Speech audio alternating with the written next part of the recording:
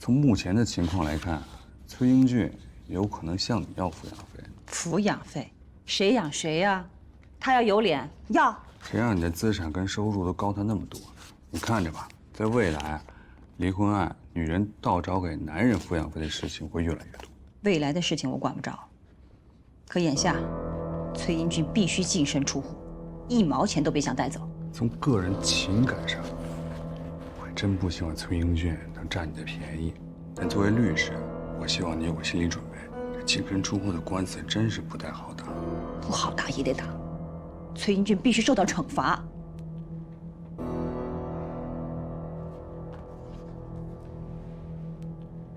你手上还有其他证据吗？这些还不够吗？这远远不够。就凭这几张照片，崔英俊会做出其他解释。你又没有第三方证人，也没有音频识别，法庭采信的可能性会非常低。照你这么说，这些渣男们反而还逍遥自在了。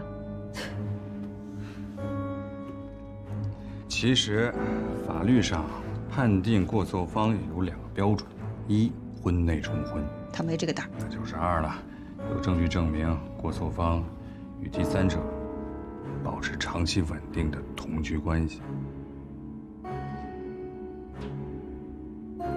我说了，你能明白吗？我知道了。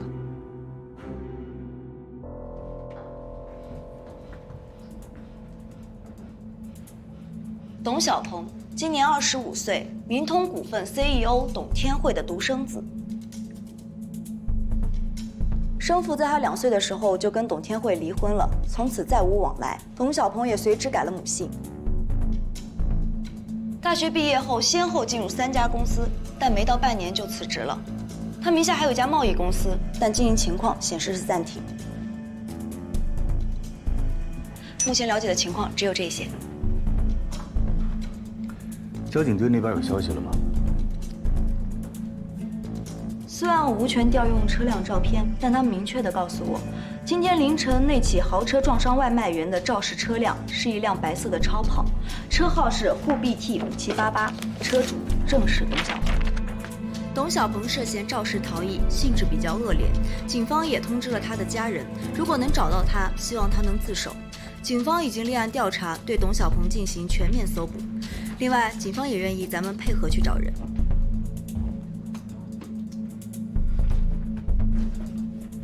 现在大家都清楚了吧？这不是一个简单的找人业务，也不是一个普通的交通肇事逃逸，这就是一起危机公关事件。所以，董天惠会来找我们。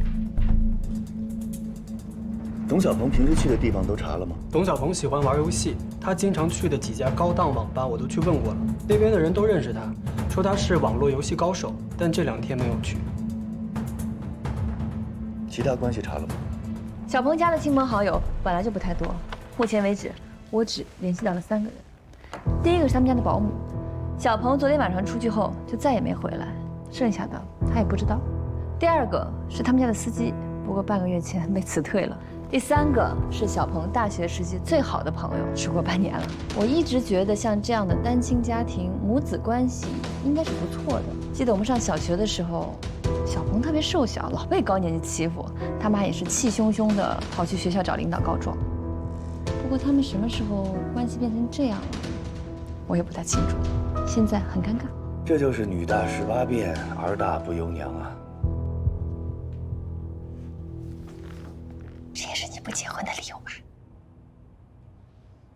我不想结婚，不代表我不想要孩子。你想要孩子呀？我想不想要孩子跟这件事没有关系。我警告你，现在我们在工作，请你不要跟我扯闲篇儿。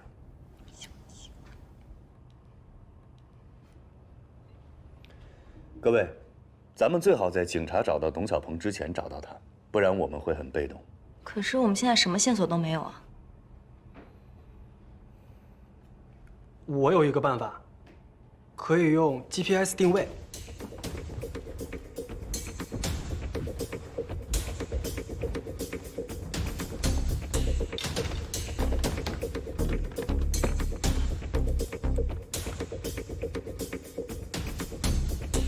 我可以用 GPS 定位反向追踪董小鹏常用的游戏账号，只要他上线，我这边就会有通知，然后根据 IP 地址就能查出他的下落。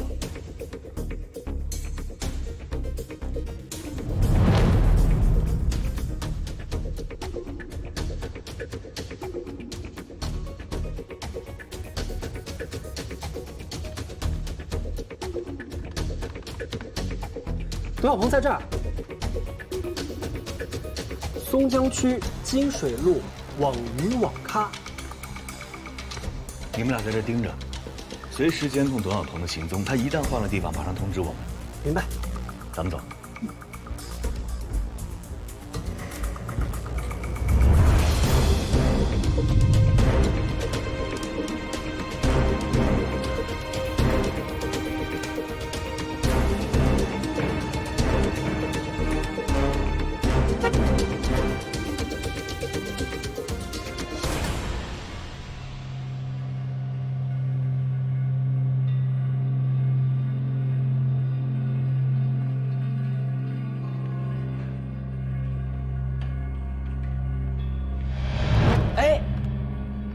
哎，江大林，你不是在国外吗？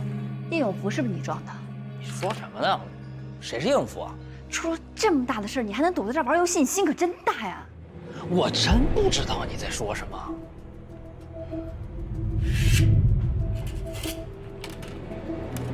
沪 B T5788，干什么？这辆车把人都撞飞了，你还有心思在这玩游戏啊？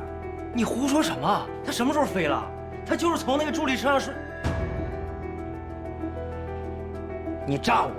叶永福现在躺在医院里昏迷不醒，而且警方也一直在找你。你现在最应该做的事情就是把事情的来龙去脉跟我们说清楚。你谁呀？他叫魏哲，国内最著名的公关专家。你妈妈现在很着急，让我们来找你。多大点事儿？还公关专家？再说我又不是故意撞你，不就赔点钱吗？行了，既然我妈都找着你了，你们就跟她去谈，该赔多少赔多少，我就不管喽。董小鹏，我没有开玩笑，你去自首吧。该赔多少赔多少钱，我自什么手啊？你俩也是，该干嘛干嘛去，别打扰我玩游戏啊！你干嘛？报警。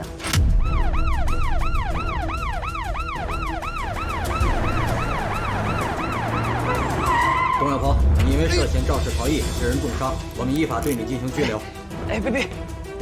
哎，你俩快给我妈打电话，让她救我呀！快给她打电话！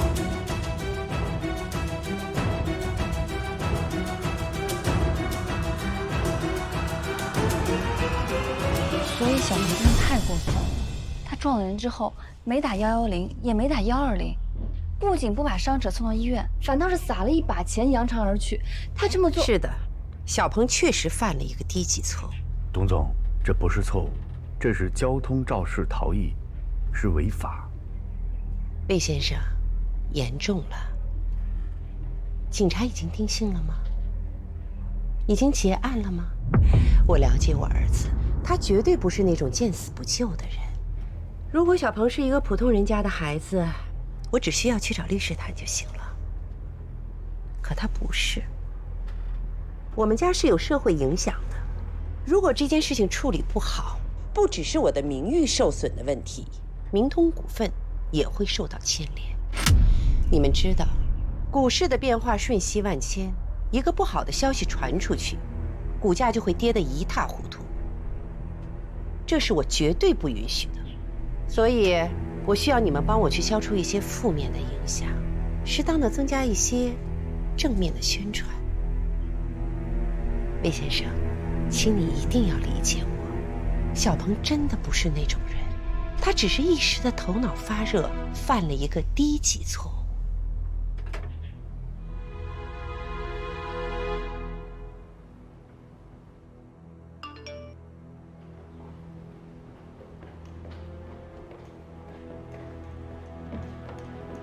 我约了你好几次，你都说你没空，晚上没有时间啊，请你吃个饭。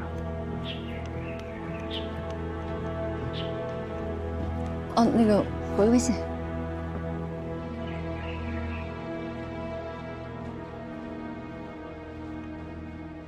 好意思啊。今天晚上我得加班。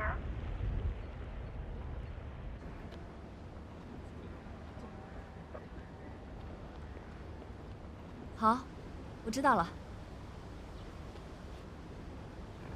你师兄的电话吧？晚上有约会啊？我妈，天慧阿姨给我妈打电话了，说这个案子办成了，给我们的公关费翻倍。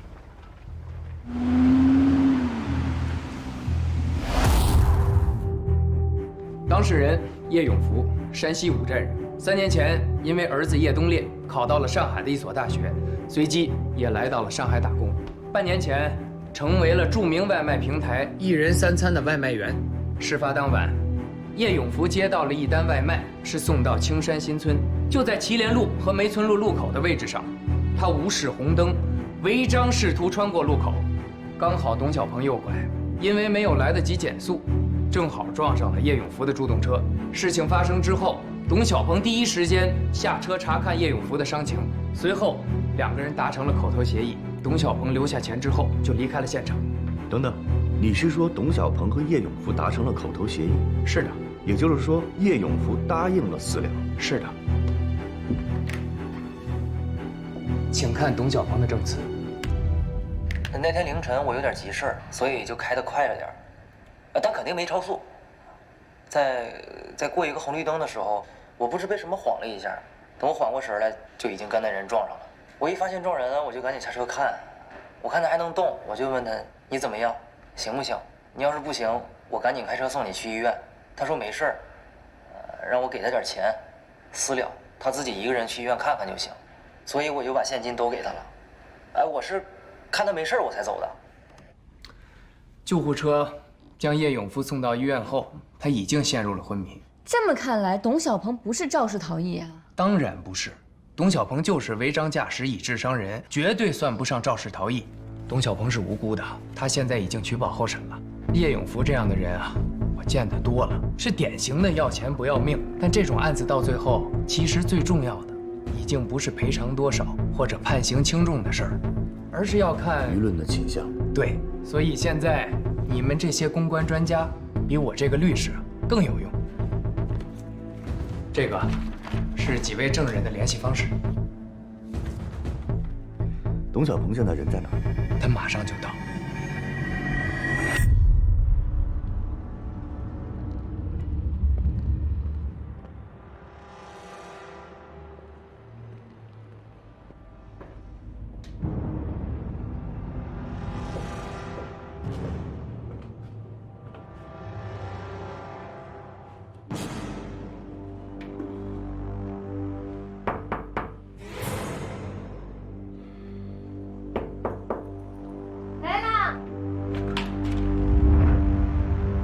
你找谁啊？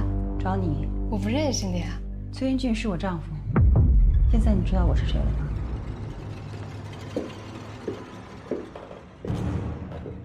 需要换鞋吗？不用，谢谢。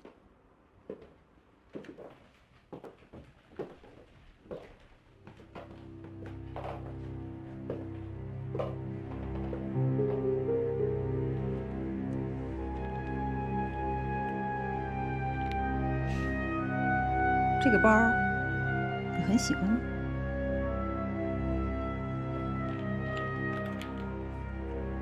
你知道我为什么不用吗？别看上面贴着国际大牌的标，事实上是个 A 货，挺 low 的，假的就是假的。是，这个包是崔英俊送我的，可是我不知道他是你的，你没必要说话这么讽刺吧？你年纪轻轻的干什么不好啊？凭着几分姿色，就想不劳而获了？你说话别这么难听。来上海多久了？看你这样子，应该是有家有丈夫的。孩子是谁的呀？我已经离婚3年了。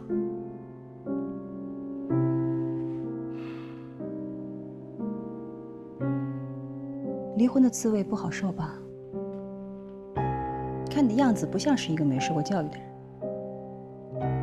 你是个女人，你自己经历过的悲伤和痛苦，一定让另外一个女人同样经历一遍吗？你知不知道破坏别人的婚姻是可耻的？你可以讲话不要这么恶毒吗？我不管你相不相信，当初是崔英俊给我看了你们俩的离婚证，我才同意跟他在一起的。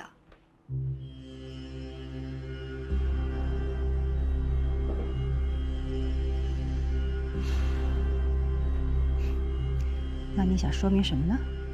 你不相信是吗？好，我现在就给他打电话，咱们当面对证。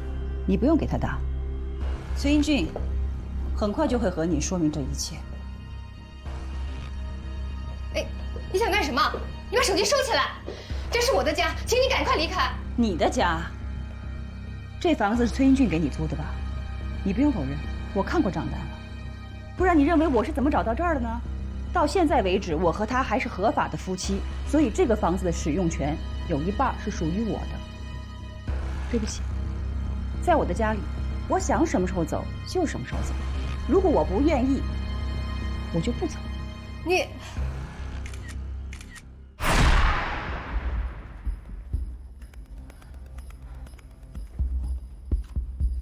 现在的情况呢，对你、对天慧阿姨都非常不利。所以，魏哲建议，你虽然已经被放出来了，但必须保持低调，最好不要出门。为什么要躲呀？我是无辜的，我跟他已经私了了。我们现在面对的，不是交通事故，是一起危机公关事件，是舆论对天慧阿姨、对明通股份的影响。你最好听我们的。放心，小鹏啊，一定会配合的。邓小鹏。如果严律师说的属实，第一，叶永福违章在先；第二，就像你说的，你和叶永福是在私下达成了口头协议以后留下钱才走的，是这样吗？是啊。啊，我就说嘛，这里头啊一定是有误会的。小鹏啊，不是那种见死不救的人啊。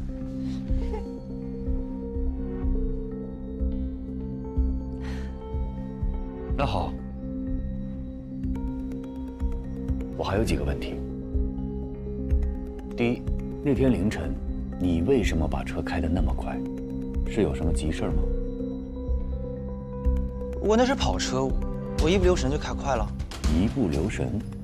啊，那天呀，我们俩吵架了，我让他陪我呀去参加一个活动，他不愿意去，然后我就骂了他，所以呢，他一生气就跑出去了。OK。第二个问题。那天在网吧，你为什么没有告诉我们你和叶永福已经私了了？我那会儿都被你们问懵了，后来警察都来了，我上哪有时间说这个去？为什么把车牌摘了藏起来？我害怕呗，毕竟是撞人了。我其实那会儿就是头脑一热，心里有点虚。哎，我知道我错了，我以前干了挺多不靠谱的事儿，可是这次我是真的跟叶永福私了了。他同意了我才走的，你们得相信我呀。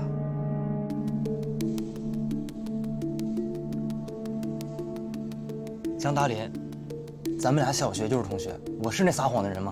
现在不是我们信不信的问题，而是你如何让大众相信你董小鹏没有撒谎。从现在开始，你不许再玩游戏了。你的游戏 ID 已经被曝光，只要一上线，网友就会关注。最近绝对不可以在网上留下任何的痕迹。最重要的是，我希望你对我们诚实。我们一定会全力配合的。当时的情况嘛，律师也问过了，记者也采访过了，现在你们又来问我。是这样，您是唯一的目击证人。您看到司机从车上下来后，对受害者实施救助了吗？救助了，他当时就蹲在那个外卖员的旁边，不然我不好走的。能不能说得具体一点？当时司机拿着一摞钞票数给那个外卖员，那我想大概是2个人谈好价格了就没事了。谁晓得后来这个外卖员又昏倒过去了。谢谢你，刘东先生。不客气。我们到的时候，那个人是醒着的，眼睛是睁着，但意识已经不清楚了。哎，小刘，你过来一下。哎，我们上次接的那个被跑车撞的那个外卖员，他是不是醒着呢？好像是醒的。哦，对，是醒着的。当时他手里还抓着钱，这些问题都已经采访过了呀。你们去网上看新闻好了。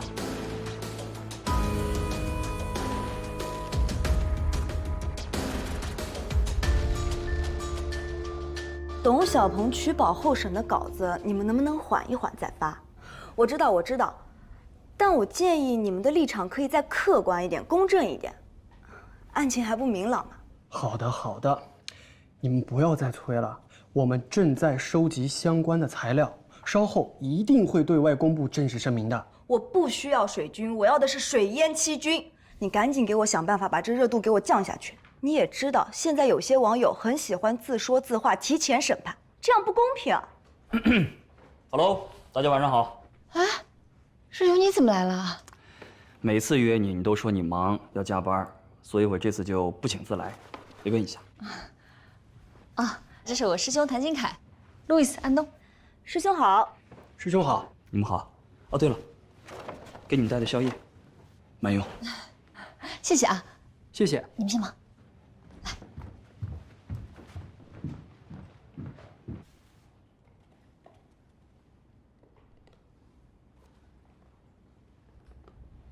真的是不好意思啊，最近特别忙，所以每次约我的时候，我都没有时间。没事儿，我理解。你跟我不一样，我呢是个公司的小职员，每天朝9晚5，时间有的是。可你是公司的总裁，事儿那么多，肯定身不由己啊。挖苦我是吧？关于总裁这件事情，我真的不是有意要瞒你的，所以我一直想找个机会跟你好好的解释一下。那天我们在飞扬集团的时候，不用解释了，你这么做呢，肯定是有你自己的道理。其实上大学的时候就看出来了，你不是一个一般的女孩。你看，从前在辩论赛上输给我的小学妹，如今是这么大一个公司的老板，真好。不知道有没有机会给你打工啊？你还说你故意的是吧？没有啊。饿了吧？吃点东西。谢谢。That man who can speak 2 languages, we call him bilingual, right? Yes. And that man who can speak 3 languages, we call him Trilingual. correct. That's so good. You're funny. She's hilarious. You have to marry her, and that is an order.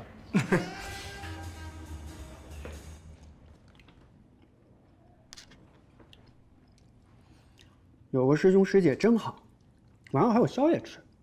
我也要找个好师姐。不是个师兄就给送宵夜的。什么意思啊？你看不出来吗？我老大。大林，我这儿来看看你。你这么忙，我就不打扰了，先走了啊。行，那我送送你。贝珍老师好。你好。走吧。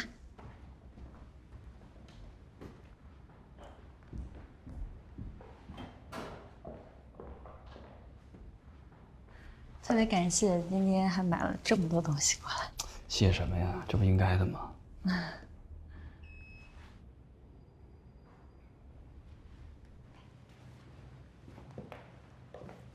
再见。拜拜。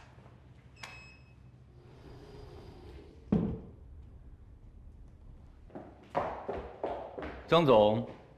啊？你那个师兄来这儿干什么呀？他说他来看看我，给大家送点夜宵什么的。啊，对了，那个蛋糕看起来还蛮好吃的，你吃一块啊？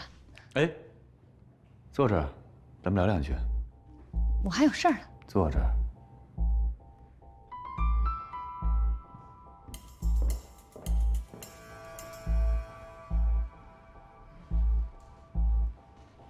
什么事儿？你对你那个师兄到底了解多少？哦，怎么了？谭鑫凯，今年28岁，父亲是名矿工，母亲无业，有时候会到菜市场打打零工。他考上大学以后，一共谈过2次恋爱。你在调查他？是的，我在调查他。为什么？你为什么要这么做？这是我的私生活。彭坤案发生以后，为什么会有人来公司泼油漆呢？为什么会在发布会上有这么多的记者当众在质疑你？难道这不应该是你父亲的事情吗？为什么也会侵害到你的私生活呢？你在发布会上说你爸爸是无辜的，那请问陷害你父亲的杜少坤，是不是你父亲的朋友？是不是因为你父亲的交友不慎，影响到了他的家庭和他的公司呢？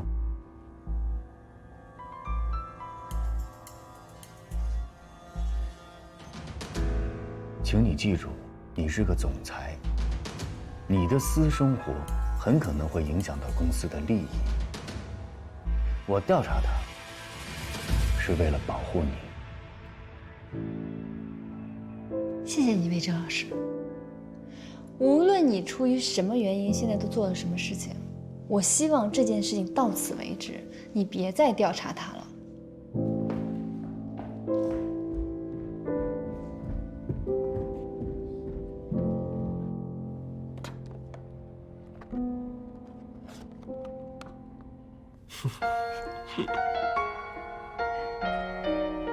怎么样？这里漂亮吗？漂亮啊！开心吗？开心。你今天好美啊！谢谢。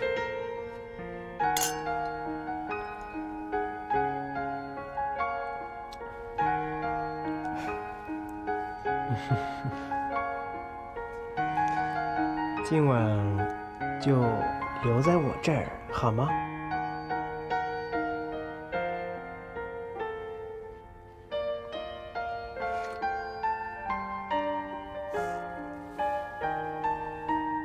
？Sorry 啊，你不早说，我晚上还约了朋友的。你这么晚还约了朋友？是啊。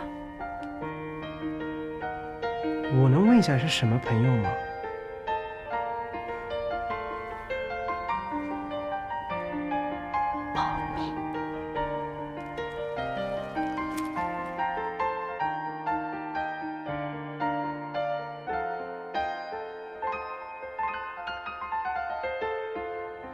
我谁都没有约，但我就是不想留下来。谁让他之前叫我走的？现在求我留下来，哼，晚了。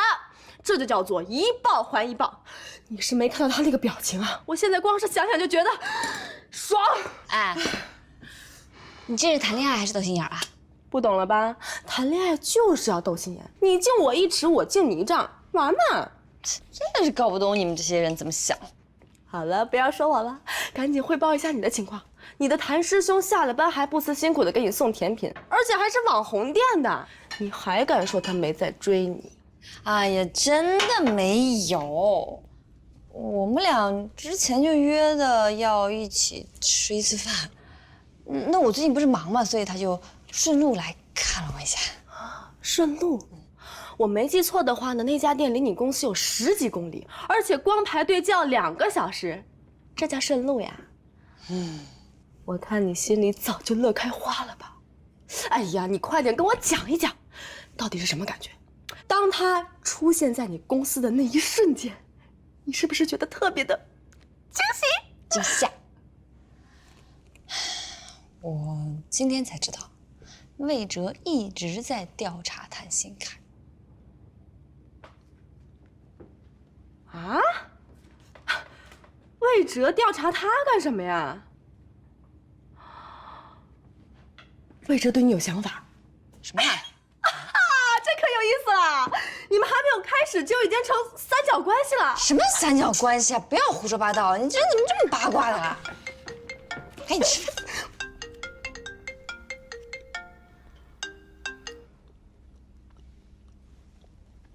喂，师兄，你到家啦？我到了。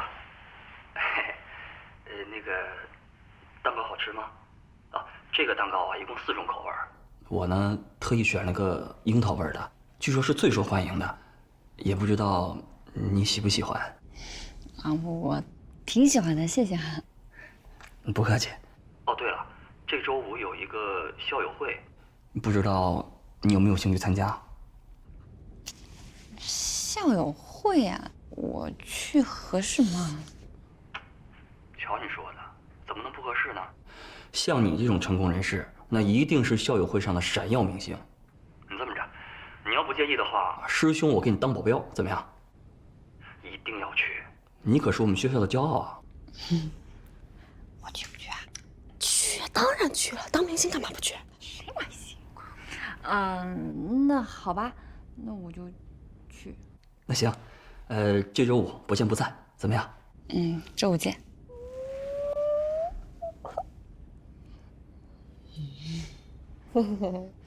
周5你陪我一起去。你想什么呢？不，校友会肯定有很多我们的同学都去啊。我才不去当电灯泡。豪车撞坏外卖员事件，目前有了新的进展。外卖员叶永福至今在医院昏迷不醒，而肇事者董某也因肇事逃逸证据不足，昨天下午已被警方允许取保候审，但警方仍在进一步对此案件进行调查取证。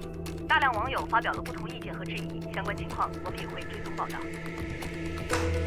我们费尽心思，总算是让这条新闻没上热搜，但在本地论坛上还是有很多人在讨论这件事儿，而本地论坛发布的带视频的微博转发量也已经超过了3万。朋友圈还有人在转发。我早上坐地铁来公司，很多人都在聊这件事儿，说董小鹏见死不救，丧心病狂。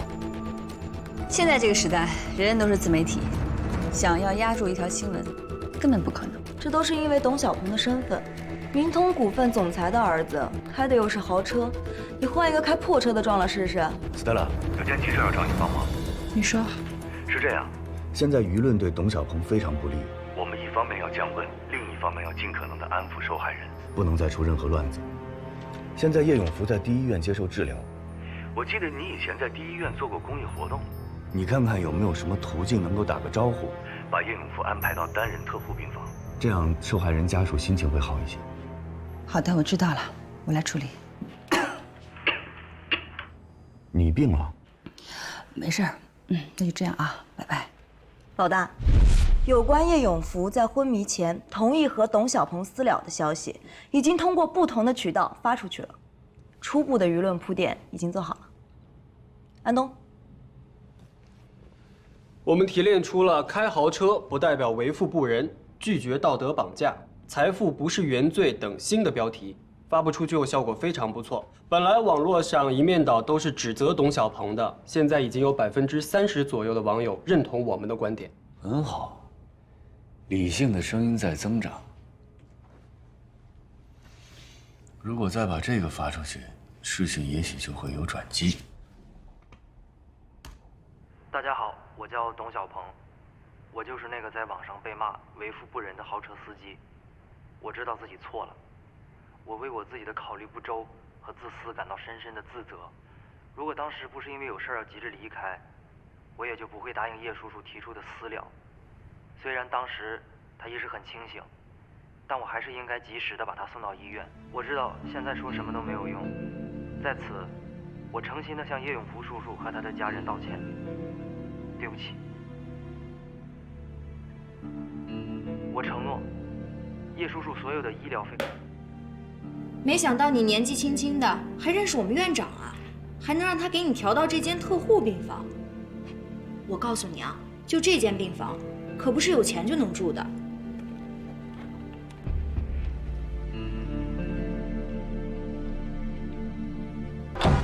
我是社会调查记者赵明，对于你父亲被撞伤主动提出私了这件事儿，你怎么看？我爸没有提出私了，那都是董小鹏的一面之词。你父亲重伤需要支付大笔的医药费，你会不会向董小鹏提出巨额赔偿？董小鹏是明通股份总裁董天惠的儿子，也和你是同龄人。对于这一点，你有什么想法？你会不会因此而愤愤不平？他是谁的孩子，我不关心，我也不想知道。我现在只知道我爸还躺在病床上没醒过来呢。我希望你们别打扰他，要挖新闻到别处挖去。哎，你这什么态度？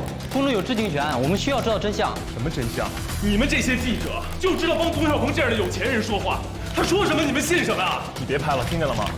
别拍了，别拍了，别拍了！把手松开！你再拍我给你砸了，信不信？你就拍了，你砸一个试试。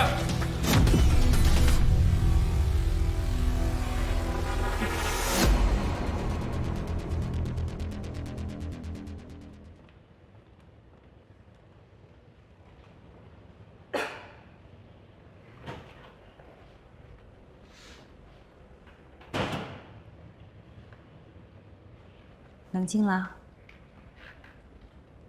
知道自己错了吧？我没错，我来找你就是告诉你，董小鹏他在撒谎。我以为你是来感谢我的。单人特护病房真的很难进的。我为什么要感谢你？你是董小鹏家里请来的公关，你比我更不希望这件事引起大家的关注，所以帮我，等于在帮你们自己。你们这些做公关的，为了帮有钱人洗白，不惜颠倒黑白、混淆是非，你知道吗？我认为很无耻。叶东烈，你有情绪，我很理解。可也请你想想，站在你对立面的，不都是坏人？你说董小鹏撒谎，你有证据吗？我爸不可能贪他那几个臭钱，他不是那样的人。你怎么证明你说的就不是一面之词呢？天底下的父母为了孩子做什么都可以，甚至连命都可以不要。难道你爸爸就不可能为了钱选择私了吗？你上大学需要很多钱的。我不信，他不可能这么做。你不是不信，你是不敢信。你不愿意看到你爸爸很有可能为了要更多的钱供你上大学，选择私了。你胡说！你凭什么这么说我爸？人总是要长大的，等你长大了，就没有人会哄着你、顺着你，你要独自面对真相。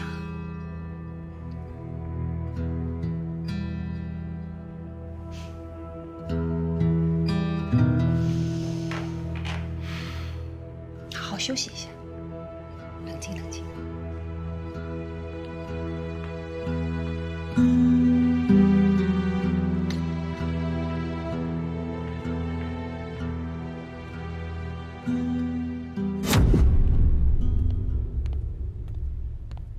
深蓝色，怎么不直接给我来一黑色？太土了。这样稳重。我不喜欢这个，一点也不酷。你是去道歉的，不是去作秀的。人家不希望看见你穿的又帅又潇洒。对他们都希望我衰，是吧？行，只要能让这事快点了结，我穿什么都行。把这双鞋换上。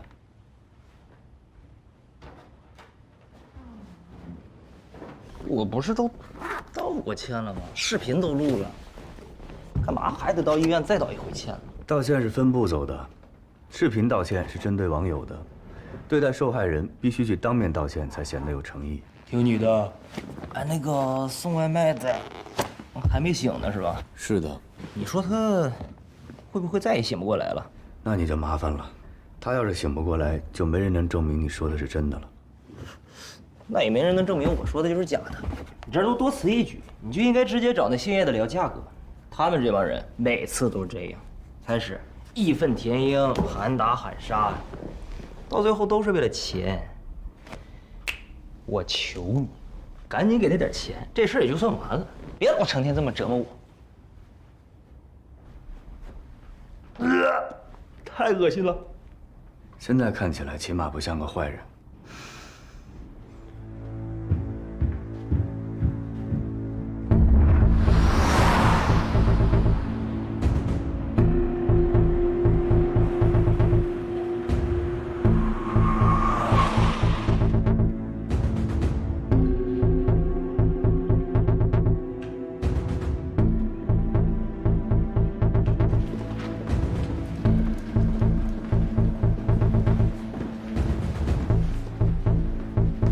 高鹏，病房里别进去了。那你让我跟你来干嘛？总觉得哪有点不太对劲儿。怎么了？你去帮我查一下董小鹏那辆车的违章记录。又出什么事儿了？他要是醒不过来，就没人能证明你说的是真的了。那也没人能证明我说的就是假的。你就应该直接找那兴业的聊价格。他们这帮人每次都这样。我在公司跟董小鹏聊天了，总觉得哪不太对劲儿。你现在就去查一下。知道了。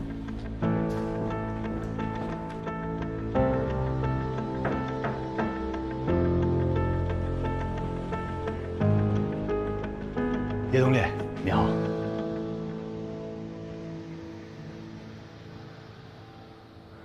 我是 DR 传播的魏哲，我带着董小鹏来给你道歉了。出去。叶东烈，董小鹏是真心实意来给你道歉的。我不接受，他道歉我不接受，你叫他出去。咱们冷静点行吗？你看，叔叔还在这躺着呢，咱们在叔叔面前这么大吵大嚷的，也不太合适吧？等时间冒出嫩芽的声音，才逐渐看清窗外风景。